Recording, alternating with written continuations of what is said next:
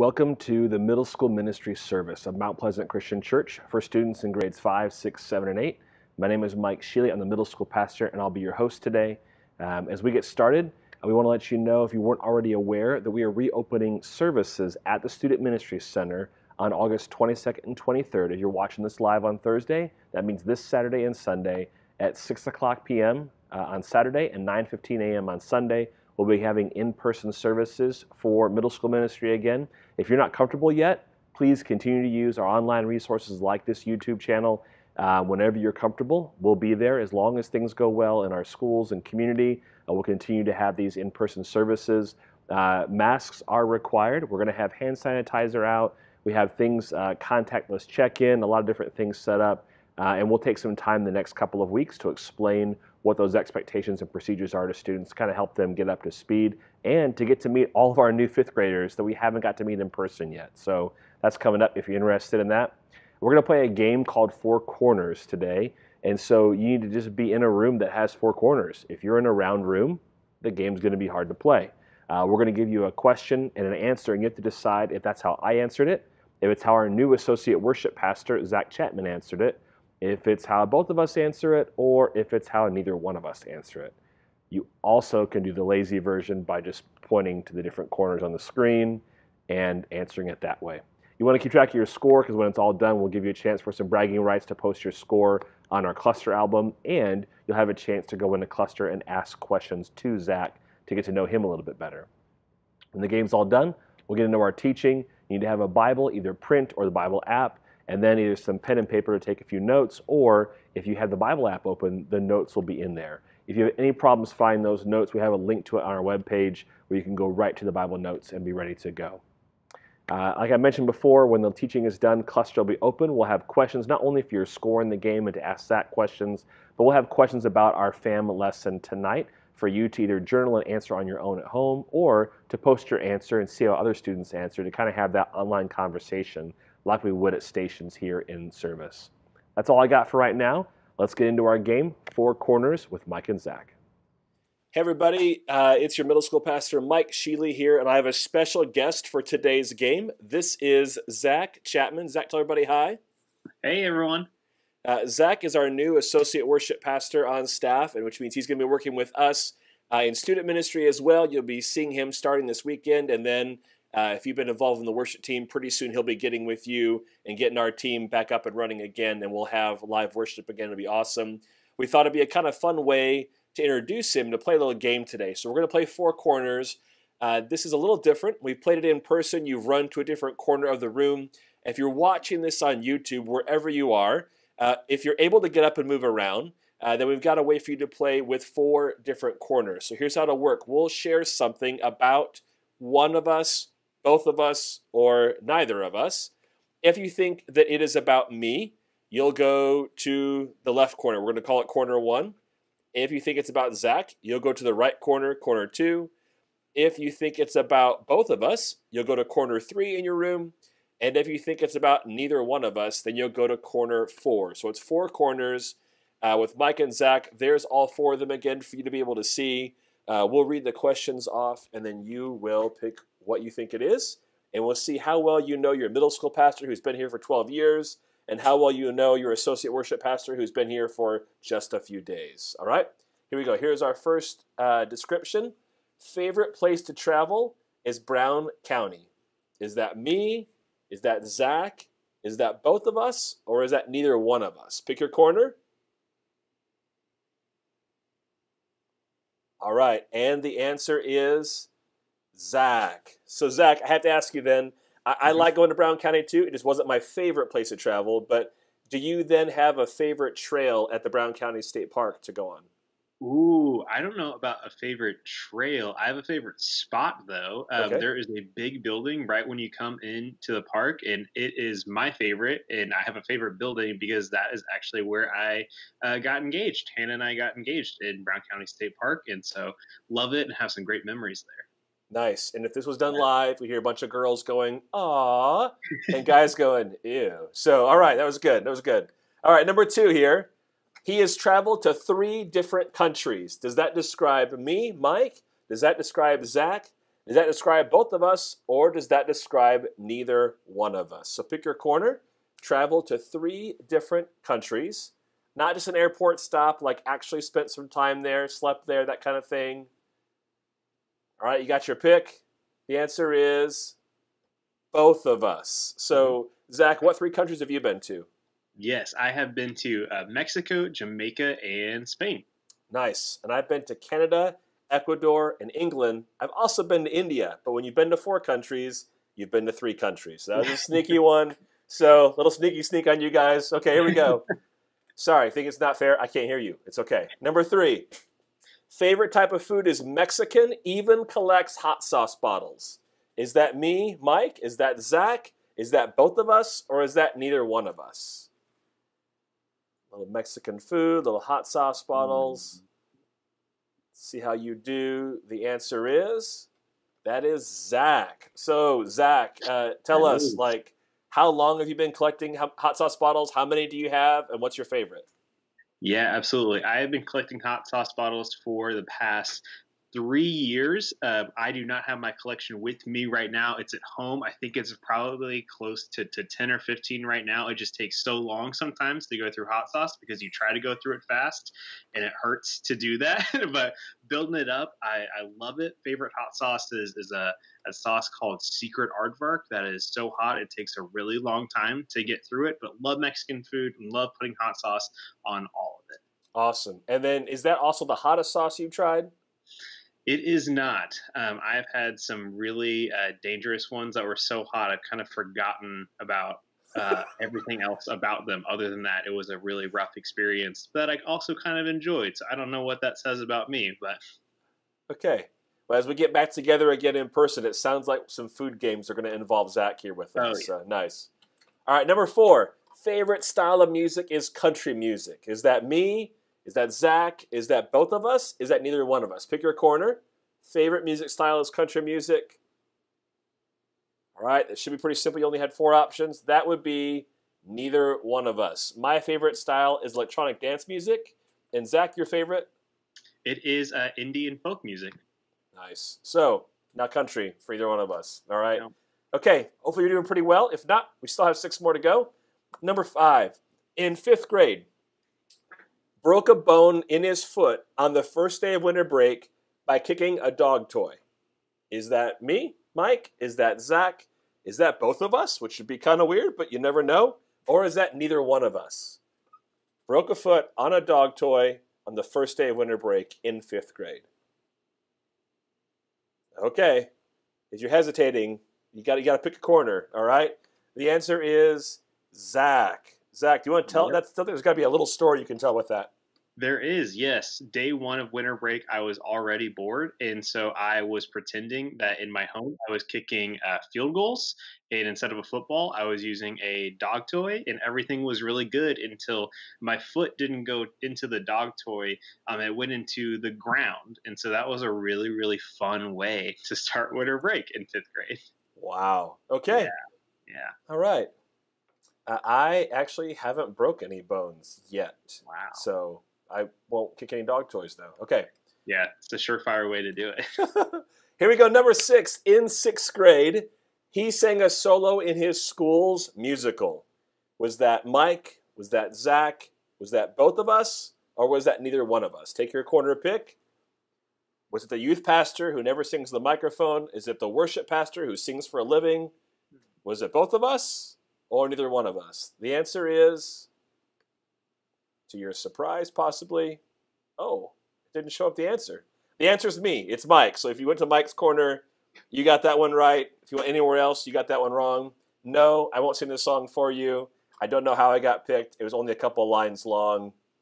We're just going to go on. All right. Number 7, Facebook was one of his first social media accounts. So one of us is older, one of us is younger, but is that for me? Is that for Zach? Is that both of us or neither one of us? That Facebook was one of our first social media accounts. I know your parents have Facebook, but come on, answer. All right. And the answer is both of us. For me, I was a little bit older. I was trying to connect with college students. Zach, how old were you when you got on Facebook? I was I was in seventh grade, so I think I was 13 when I Okay. had my first Facebook account. All Yeah. right. Middle school, junior high, and adult. So, all right, we have a little bit of an age difference there. Okay. Number 8, just 3 left here for you. He participated in the wreath-laying ceremony at the Tomb of the Unknown Soldier in Washington, D.C. on his school's 8th grade trip. Is that something I did? Is it something that Zach did? Something that both of us did? Or that neither one of us did? Some of you are looking forward to maybe getting to go to D.C. this fall. Some of you hopefully have more time to figure that out. Which corner is it? Lock it in. The answer is me. I did that in my 8th grade year. So I can tell you more stories about it later, but that was a kind of a cool opportunity that I got to do when I was in 8th grade. Yes, back when dinosaurs roamed the earth. So, all right, number 9. We just got 2 left here. Met his wife in college, and she is 1 year older than him. Is that me? With my wife, Zach with his, both of us with both of our wives, or neither one of us? Am I trying to trick you again? We'll have to see here. Pick a corner. Mike, Zach, both or neither, or neither, depending on how you say it. All right, the answer is both of us, actually. So my wife and I grew up in different states. We met in college, and she's a year older than me. Zach, you and your wife actually grew up really close together, right? We did, yeah. We grew up 5 minutes apart. Went to the same high school. We both went to Perry Meridian High School, and but we did not meet in high school, and we both met in college when we went to UND. All right. Very cool. Cool little thing we got going in common. All right, last question here. He collects FUNKO Pop figures. So, is that me? Is that Zach in addition to his hot sauce bottles? Is that both of us? Or is that neither one of us? Who collects FUNKO Pop figures? Not dolls, because we're guys. They're figures. All right. And if you've been paying attention, you know the answer is me. That's Mike. I got my newest one. The child, he's actually a bobblehead Funko, so pretty excited about that one. Hey, let us know how you did. We have a spot in our cluster album where you can share your score. How many did you get correct? Did any of these questions surprise you?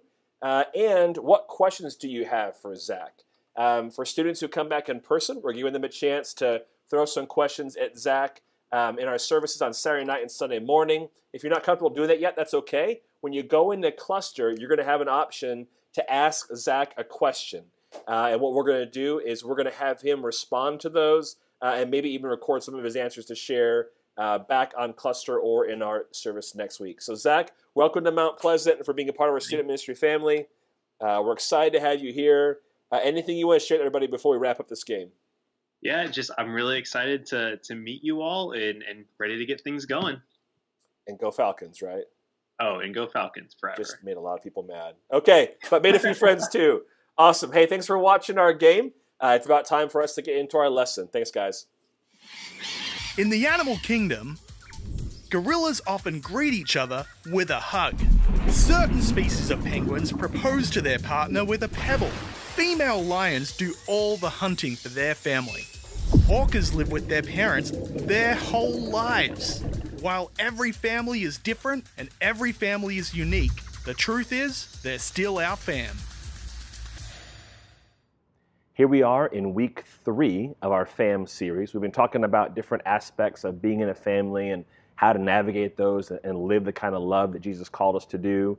Today, we're talking about something that every single family has in common. And I know that sounds kind of crazy because we have such different and unique and dynamic families, but the one thing we all have in common is change. Good or bad, expected, unexpected, we all deal with change in our family, and we want to help you to navigate that as you go through that in your fam. When I was in 5th grade, my parents got a divorce, and that meant that I went from living at just my house to going to my dad's every other weekends. It meant making sure that stuff that came home from school went to both parents. As I moved through middle school by 7th grade, it meant having a stepdad and stepbrothers. As I continued to move through all that, there were different dynamics that happened, and none of that was expected, and none of that was what I thought was going to happen when I was in 4th grade.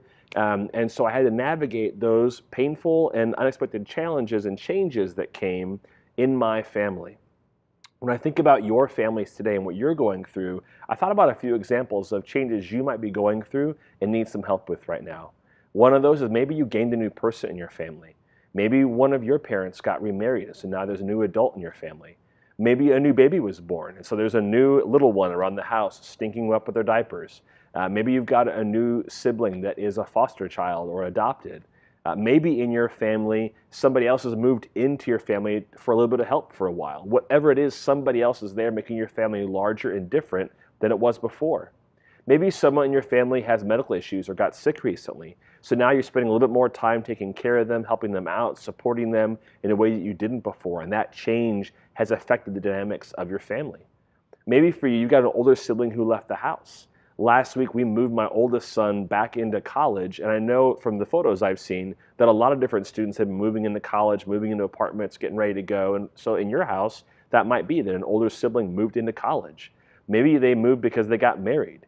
Maybe they moved because you're staying with mom and they wanted to stay with dad. Whatever is going on there, you've got one less person in your house now than you used to. That's a change you're going through. Maybe circumstances have changed. Maybe somebody lost a job and that's changed what you're going through. Maybe someone got a new job, so you've had to move or adjust to life with their new schedule. Maybe they have to travel more or less than they used to. Maybe they work at home now, or maybe they don't work at home at all. And those changes are new dynamics for your family. Or maybe you went through a change that was really painful. Maybe someone got seriously sick, a bad diagnosis. Maybe someone passed away in your family. Maybe you are going through a divorce in your family right now. Or maybe in your family, it is a situation where you've lost a job or dealing with some hard times. Whatever it is, we've got all these different changes, and these are just a few examples. You might look at that list and go, none of those really apply to me. That's true, but I bet you wouldn't have to think very long to name off 2 or 3 things that have changed in your family in the last year or two, especially with the pandemic and all that's been going on. So that leads us to this question: how do we handle it when our family changes? What are we supposed to do?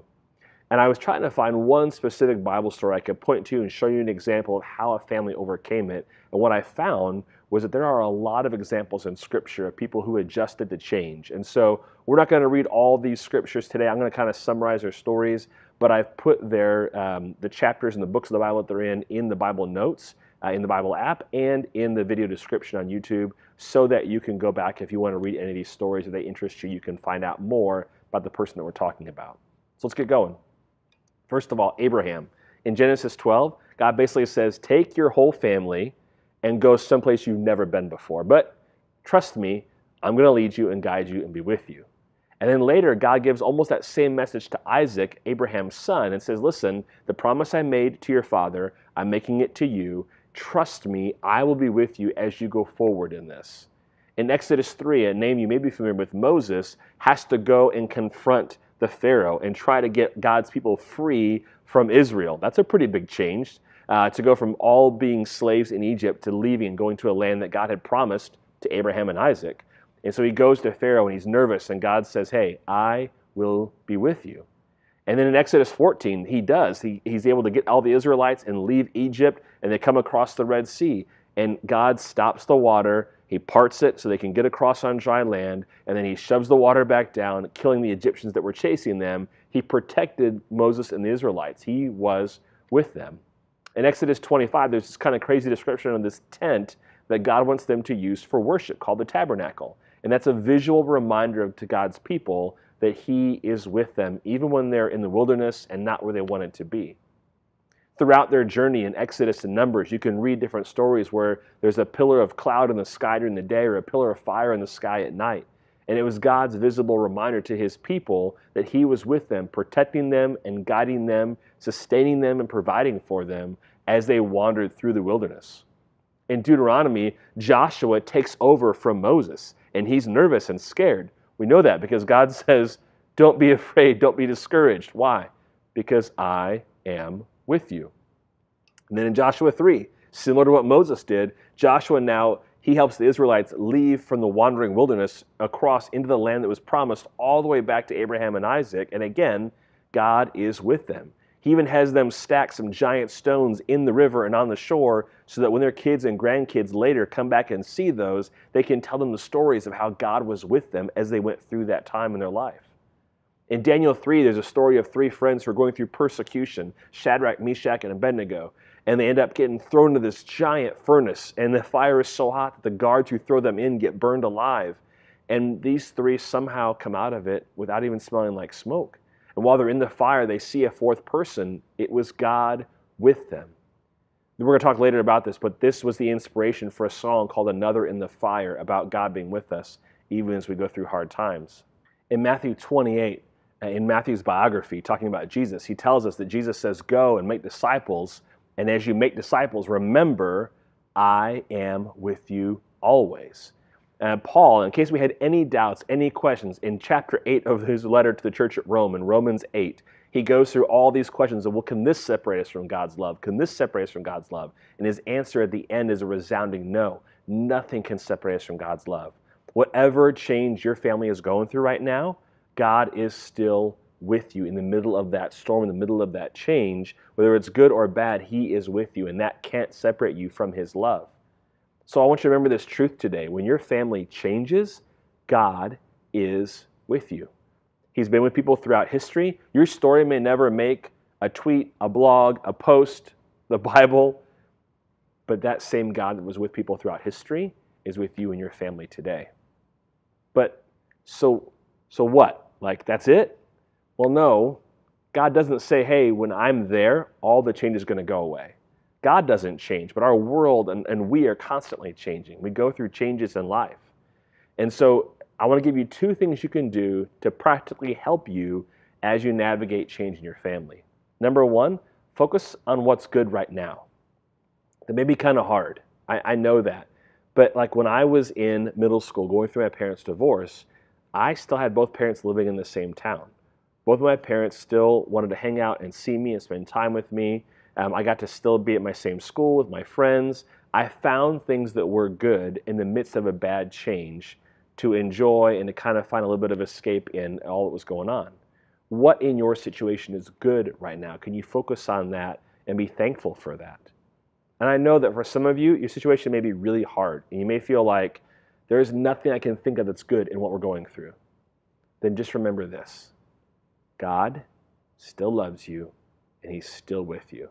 If nothing else, cling on to that right now and hold on to the truth that you have a God who won't leave you. You will never be alone. God is with you. And then second of all, think about the rest of your family. In Philippians 2, Paul's writing this letter, and he says to have an attitude like Christ, and I think not only about our own interest, but about other people. When something affects you and your family, it also affects other family members. Look around and see, how is what your family is going through, how is that change affecting others? And then is there anything you can do, even in a small way, to help somebody else out? How can you encourage your mom or your dad? How can you just have a little bit of fun with your brother or sister? Maybe you can actually be nice to them or do something without being asked. What's one little thing you can do? And probably, if you follow this advice like Paul gave it to us in Philippians 2, as you act like Christ and care about others, it will help you as you navigate the change too. I mentioned earlier this worship song called Another in the Fire. If you've been worshiping with us in the main church services, you've sung this song recently with us. If not, in the links in the video description and even in our Bible notes, I put a link to two different videos. One tells the story that inspired this song, which is really powerful. And then one is a live recording of the band Hillsong United leading this song in worship. And I would just challenge you, if we were together in person and we had a band and we were all ready to go, we would go right into singing this song to kind of think about what it means that God is with you even as your family goes through change. And I want to challenge you to just take a few minutes to watch these videos and to spend some time worshiping God wherever you are, remembering that you're not alone. And that's one of the great lines in the song. I know I will never be alone. Well, that's our point today. When your family changes, God is with you. You got two challenges this week. Focus on what's good right now and think about the rest of your family. And as you do, you'll enjoy your fam and be a blessing to them. Let's pray. God, thank you for our families. Sometimes that's the greatest thing, is that as we're going through change, we have them to lean on. But sometimes the change in our family is a brokenness and a pain that we don't have that support structure there. Remind us, even when we feel lonely, that you are still there. The truth is, you never leave us alone. Help us navigate that change and become more and more in every way like Jesus. Amen. Like we said before, cluster stations are open. You can go in there and put your score in for your Four Corners game. You can post some questions that you want to ask Zach, our new associate worship pastor, and you can answer questions about the family lesson tonight, see what changes other people are going through, and kind of have a conversation there virtually like we can't have in person right now. Also, remember that services are back this weekend, 6 o'clock on Saturday and 9:15 on Sunday morning. And if you haven't already, check out the Bible reading plan. It'll help you spend 4 weeks reading through Scripture to help you navigate family life as we go through this family series. That's it for today. I'll see you next time.